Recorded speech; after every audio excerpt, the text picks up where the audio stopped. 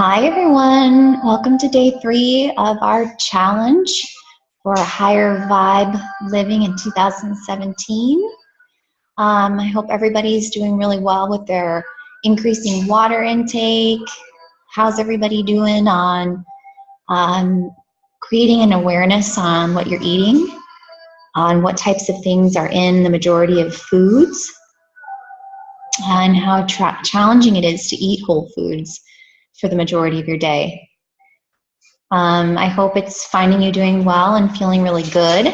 And I'm here for you, and the rest of the community is here for you as you may be struggling a little bit with that. And perhaps feel free to share some comments, some concerns, some struggles in that, and maybe we can all provide a little bit of healthy feedback for you, or just some tips that make it work a little bit well for you. Today we're going to be talking about going to sleep. And this is a real tricky one for a lot of you. The majority of us, I believe, are moms. And I tend to think that it's especially tricky, and the older we get, and depending on the age ranges of our kiddos, sleep can be a real challenge. So most adults, we're supposed to sleep anywhere between 6 and 8 hours of sleep is pretty much mandatory. I think I've heard 7.5 is a really magic number of hours of sleep in a day for, overall mental clarity, being able to function and have proper problem-solving skills, for your immune function, for your digestion, for just your muscle and cell healing and regrowth, rebuilding. And also from some of the yoga history that I've learned, and in Ayurveda, which is basically the ancient cousin of yoga, it's more of like the lifestyle science, the science of yoga, and like healthy living. So in there, it's discussed that having proper sleep allows you to digest your emotions and your experiences. And so without having the proper amount of hours of sleep, we can often wake up still feeling very confused and disoriented emotionally, and without having the proper time to really settle into that, which must make sense why I love sleep so much. I feel like I need more than 8 hours. Like 8 hours is good. If I can get 9, I feel great. So for me personally, I have a really hard time staying awake too late, and or rising early and really feeling alert. So this just kind of goes into my own personal makeup for whatever reason. So more is better for me, but I definitely strive for and would encourage you to set yourself a 10:30, 11, no later than 11 o'clock bedtime. If you can get to bed a little earlier than that, great. But that would be probably what I would recommend, because I have read some research that suggests between the hours of 11 p.m. and 1 a.m. is when your body releases a lot of hormones. For one, they release a growth hormone that allows your cells to do this kind of rebuilding, muscles and brain, all kinds of different things that are really important for you. But it also is when your body releases melatonin. And so melatonin is really important for lifelong, your body in general. It's shown that people who don't have enough melatonin are more prone to developing things later in life, such as cancers and things like that. So melatonin is super important. And if you have a hard time falling asleep or staying asleep, you might want to talk to your doctor about the supplementation of melatonin. If you're not feeling like you're getting consistent sleep, it might be something that you could start with. Some other things that are really helpful, there's a book by Arianna Huffington called Thrive, where she writes about her experience of really just being a workaholic and overworking herself, staying up too late. I know probably this for moms is a really hard thing. We tend to try to stay up after the kids are in bed to do all the things that we wanted to get done during the day, or just to have time with your spouse. I think too, as you get older, I've noticed in my experience, a lot of the people who have grown children got so used to that, got so used to either waking up in the middle of the night with their kids or staying up late and just surviving on a short amount of sleep, that I think we find it harder and harder to have those 6 to 8 hours in the night. So some suggestions that I have for you are making sure that you have a cool, dark space to sleep in. Is that Scarlett? My doorbell is ringing, and I think it's my daughter. 1 second, guys. It's some neighbor kids wanting to come and play.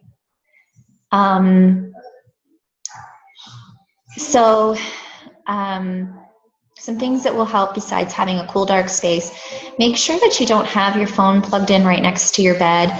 Some of the lights that it can emanate and just the energy right beside your bed can disrupt your sleep patterns. So if you use your alarm on your phone, plug it in maybe in your bathroom or just outside the hallway of your bedroom where you'll still be able to hear it. And actually, I find it helpful because I have to get up and turn the thing off. I can't just like click snooze. So that's something that is helpful. And then trying to establish that bedtime where, you know, within 20 or 30 minutes or so, you're going to sleep at that time regularly every night. It's part of setting your body's natural rhythms. And then doing some kind of a 20-minute routine or so before you go to sleep.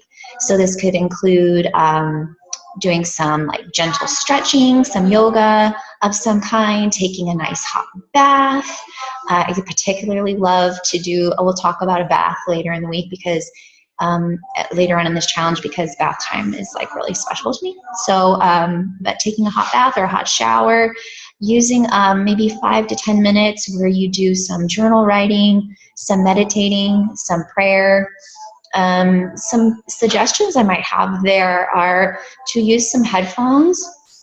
And there's a couple of different apps that you can use for meditation if you want to do some guided meditation, unless you prefer to just be on your own. I know you probably want to go play. I need a few more minutes, okay? There's an app called Ananda, and it's Deepak Chopra's app, and there's a lot of really wonderful meditation series, guided meditation series that you can purchase there, and probably a couple of them are for free. And there's also an app called Headspace, which has a lot of great stuff for free and lots of short little, kind of a really great way to start if you've never ventured into meditation at all. And then an old school one that I have used for probably like 12 years or so, when I literally first checked it out from the library on a DVD. And it's Wayne Dyer. You can get it on Google. Google it. It'll come up on YouTube. It's called Wayne Dyer's Om Meditations, and it's an evening meditation. I think it's a 20-minute meditation, but it's something that you could use every single night, doing the same thing over and over again. And literally, it's old. So, like he says, like this is the tape because it started out being recorded on a tape. But I find it very relevant. It's a real traditional form of meditation. There's also an awe meditation for the morning time. So I use those quite often, unless I just do something in silence on my own. Or I love the Deepak Chopra and Oprah meditation challenges that come out quarterly. And then those are what can be purchased on the Ananda app. So there's a lot of great stuff there. I find that doing some of that before bedtime allows me to really, put out the vibe that I'm wanting to put out into the universe, to God, to whatever you believe in, to something bigger than myself. And it allows me to really digest everything for the evening. And I often have pretty vivid dreams, like early on in the morning, that I do sometimes remember that are pretty helpful and impactful for my life. So, and what I would suggest too, but maybe before doing that, is to take a look at your schedule for the next day before you go to sleep. So you know what's coming up in the morning, you know what time you need to be places if you have something like that going on. Make yourself a to-do list if you know there's things that you've got to do, maybe not necessarily a set time schedule, but take a look at what your day ahead of you is looking like so that you don't wake up in the middle of the night with your to-do list going on, or you don't wake up early in the morning frazzled. I find that it really does help you shut down, to let go of the day. You know what's ahead, you know what you've been through. It helps you shut it down. Another thing that I find really helpful is to not have too much screen time before bed. So within that 30 minutes or so, you know, don't stay up watching TV before you fall asleep, or using your iPad, or working late on the computer, which, you know, it happens. It definitely happens to me. That's something that I think we probably all struggle with, because a lot of times when we are pushing it, we're probably trying to get some work done, or just trying to unwind and shut our brains down for a little bit. But it really has shown to impair your sleep. So trying to avoid that, and also drinking too much right before bedtime, alcohol. So if you're somebody who loves to have wine before bed, then falling asleep, you're pretty sure you're going to wake up in a few hours, either feeling thirsty or just like kind of frazzled. It used to happen to me all the time. And then I'd be awake for a while, having a hard time going back to sleep. So that's definitely something to just pay attention to. You know, if you love your glass of wine at night, just start to notice if you are maybe waking up a few 3-4 hours into your sleep pattern, and consider having that wine with dinner instead. Another thing I think is important to do is to keep, maybe that if you're not doing any kind of journaling before bed, but to keep some kind of pieces of paper beside you, and so that if you do wake up with more to-do list items or something like popping into your head, you can jot it down and let it go and go back to sleep. A diffuser blend that I love to use, I like to, part of my bedtime routine is to put in something into my diffuser.